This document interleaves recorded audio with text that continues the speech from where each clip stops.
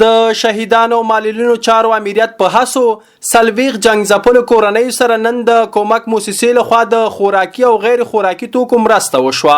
د یاد خوراکي او غیر خوراکي توکو د ویش پر مهال د لغمان ولایت د شهیدانو معلولینو چارو امیر بشیر احمد حقپال سربیره کومک موسسې استازو د لغمان د ولایتي شورا وکیل ظاهر حسین خیل د مرسته اخیستونکو کورنیو ګډون کړی و. د شهیدانو معلولینو امیر بشیر احمد حقپال د معلوماتو له مخې د دې امریت په هلو ځلو د بلومین کومک موسسې لخوا سلویغ جنگ ځپلو کورنیو سره د 14 قلمه خوراکي او غیر خوراکي توکو مرسته وشوه.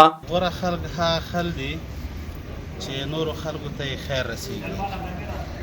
د بلومین کومک موسسې د مسؤلینو څخه هم ډېره زیاته مننه کوم چې دوی هم هغه زمونږ د لغمان ولایت جنګ ځپلي هغه خلک چې متضرر شوي د جنګونو له امله دوی سره مرسته کوي، لاسنیوی کوي. مخکې هم دا پروګرامونه دلته پر مخ وړي دي او دا پروسه لا ادامه لري. حقپال مرسته اخیستونکو کورنۍ ته ډاډ ورکړ چې په راتلونکي کې به دې ته ورته مرستې د نورو همکارو موسسې لخوا ورکړل شي. په لغمان کې د کومک موسسې استاد ثاقب وایي دوی نن له سلویغ جنگ ځپلو کورنۍ سره د 14 قلمه خوراکي او غیر خوراکي توکو مرسته وکړه.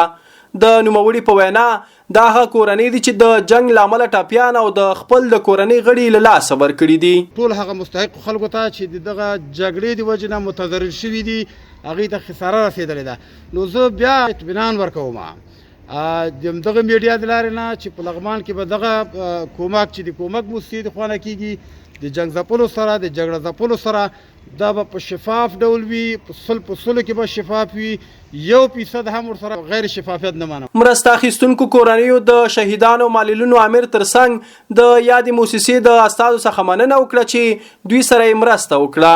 هغوی د کومک موسسې د استازو څخه غوښتنه وکړه چې په راتلونکي کې د ورسره نورې مرستې هم وکړي. د یادونې وړ ده چې له دې وړاندې هم د شهیدانو معلولینو چارو امریت په هلو ځلو د کومک موسسې لخوا له جنګ ځپلو کورنیو سره مرستې شوې وې.